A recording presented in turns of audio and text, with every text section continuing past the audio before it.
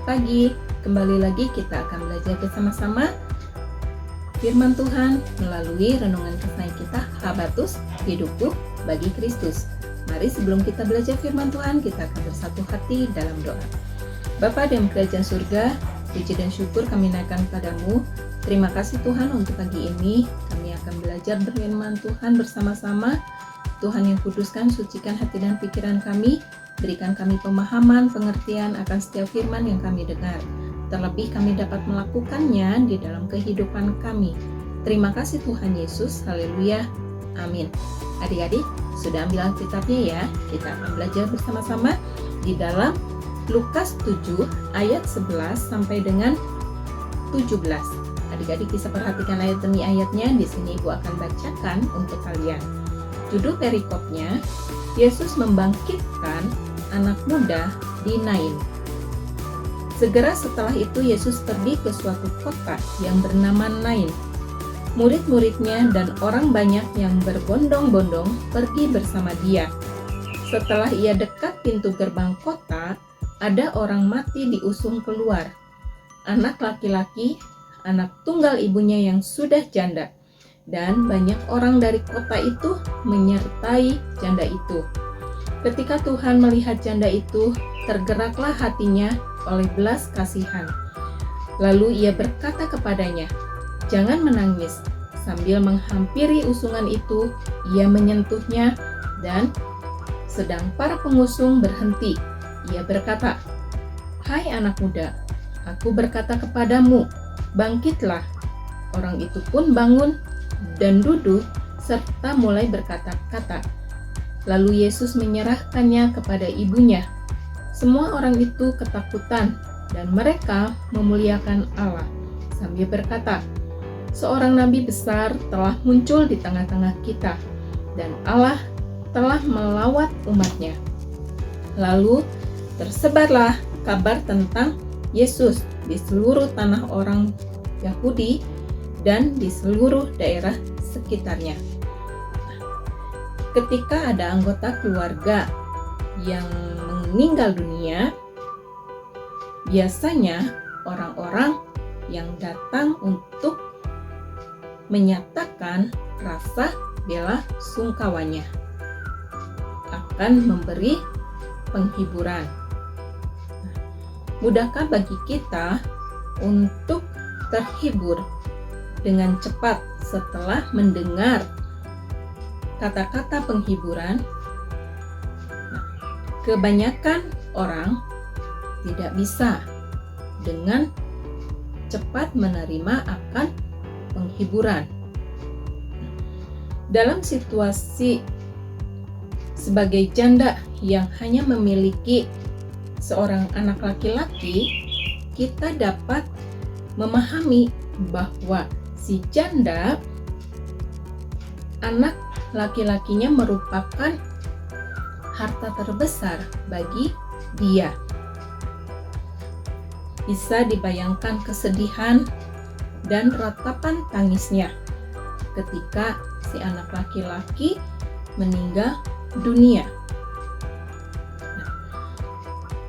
Rombongan yang tengah dirundung duka cita itu bertemu dengan rombongan Yesus di dekat pintu gerbang kota. Yesus yang melihat si janda itu tergerak oleh belas kasihan. Di sini perkataan Yesus, yaitu di ayat yang ke-13. Ketika Tuhan melihat janda itu, tergeraklah hatinya oleh belas kasihan. Lalu ia berkata kepadanya, "Jangan menangis." Dapat saja dikira sebagai perkataan yang tidak peka pada kesedihan orang lain. Di sini, namun Yesus berkata demikian karena si janda sudah tidak perlu lagi menangis, sebab putranya yang tunggal akan hidup kembali. Di sini Yesus adalah Tuhan yang berotoritas atas maut. Nah, dalam ayat 14 di sini dikatakan bahwa sambil menghampiri usungan itu, ia menyentuhnya, dan sedang para pengusung berhenti, ia berkata, "Hai anak muda, aku berkata kepadamu, bangkitlah." Nah, Yesus hanya menginstruksikan agar anak muda ini bangkit. Ketika firman-Nya yang memberi hidup itu disampaikan, jenazah itu pun menunjukkan tanda-tanda kehidupan. Nah, di sini di ayat yang ke-15, yaitu orang itu pun bangun dan duduk serta mulai berkata-kata. Lalu Yesus menyerahkannya kepada ibunya. Nah, di sini firman Tuhan ini sangat nyata, yaitu memberi hidup kembali kepada anak laki-laki si janda ini. Ya. Nah, di sini firman Tuhan sangat jelas bahwa firman di dalam dikatakan bahwa janda itu sendiri tidak mengajukan permohonan kepada Yesus. Nah, maka kita tidak melihat ada iman atau pengharapan kepada Yesus dalam diri si janda. Namun, mukjizat itu benar-benar berasal dari belas kasihan Yesus yang begitu besar untuk seorang janda ini. Nah, itulah anugerah.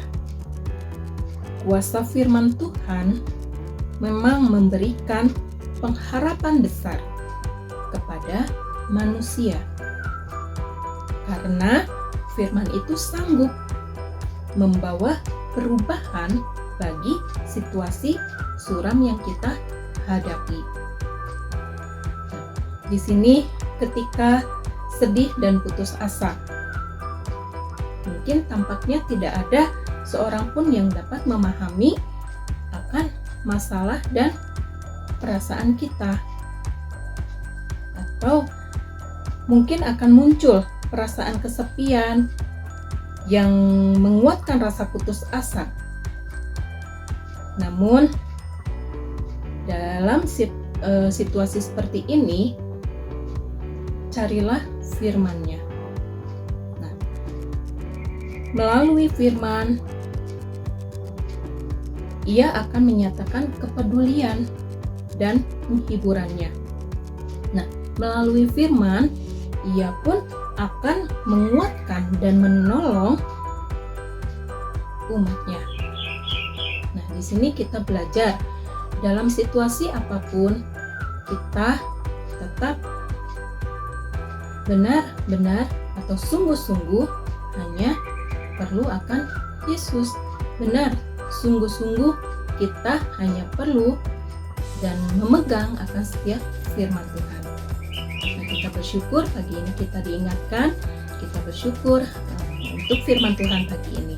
Renungan kita pagi ini sampai di sini, kita tutup Alkitab kita, mari kita berdoa. Terima kasih Tuhan untuk pagi ini, kami bersyukur Tuhan sungguh baik, sangat baik bagi kami.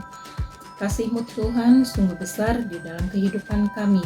Ajar kami Tuhan untuk tetap terus berpegang kepada firman Tuhan, karena firman Tuhan ya dan amin. Terima kasih Tuhan, kami serahkan sepanjang hari ini ke dalam tangan kasih Tuhan. Di dalam nama Tuhan Yesus, ucap syukur dan berdoa. Haleluya. Amin. Sampai di sini renungan kita hari ini. Tuhan Yesus berkati.